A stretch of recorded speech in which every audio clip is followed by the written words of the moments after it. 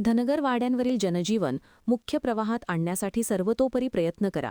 आमदार शिवाजी पाटील यांची विधानसभेत लक्षवेधी.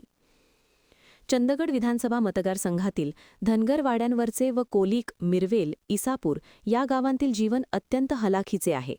रस्ते, वीज, पाणी, आरोग्य यासारख्या अनेक मूलभूत सुविधांचा तिथे अभाव आहे.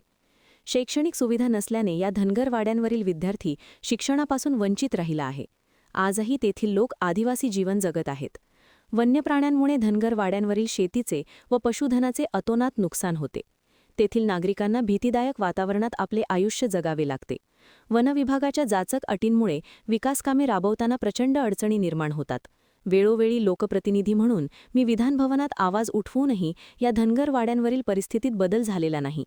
तरी सरकारने याची गांभीर्याने दखल घेऊन धनगर वाड्यांवरील जनजीवन मुख्य प्रवाहात आणण्यासाठी सर्वतोपरी प्रयत्न करावेत अशी मागणी कार्यक्षम आमदार शिवाजी पाटील यांनी विधानसभेत केली. पाहूया ते काय सांगतात. महान कार्य न्यूजसाठी प्रकाश ऐनापुरे, चंदगड. चंदगड येथील 16 धनगरवाडे हे 16 धनगरवाडे अत्यंत बिकट अवस्थेत आहेत. आज तिकडे शाळांची मुलांची शाळा जी चालू आहे तिथे मुलांचा वर्ग असूनसुद्धा मुलातोडी नाही आहे, शिक्षक वर्ग उपलब्ध नाही आहेत, त्यानंतर त्या सवलती नाही आहेत. त्याचबरोबर तिथे रस्ते, पाणी आणि विद्युत पुरवठा आणि मेडिकल यासाठी अजून वंचित आहोत. आणि कमीत कमी चंदगड तालुक्यापासून 60-70 किलोमीटर हे धनगरवाडे लांब आहेत.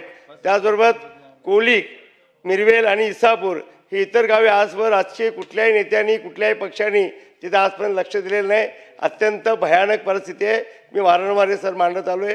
याचं गांभीर्याने आपण घेऊन जरा इथल्या लोकांना पण ह्या जीवनशैलीचा म्हणजे आत्ता जे आम्ही शहरी भागात म्हटलं प्रत्येक वेळेस शहरी भागात बोलले आहेत, कारण ग्रामीण भागातले आमच्या चंदगडपासून तालुक्यापासून 60-70 किलोमीटर हे लांबची गावं आहेत आणि तिकडं लक्षात नाही. मोबाईलचा टावर पण आहे. सगळ्याच गोष्टीमध्ये आपण दुर्लक्षित आहोत. म्हणून या लोकांनी आत्ताच्या वेळेला आपण याच्यावर लक्ष घालण्यात यावी ही माझी कळकळीची विनंती.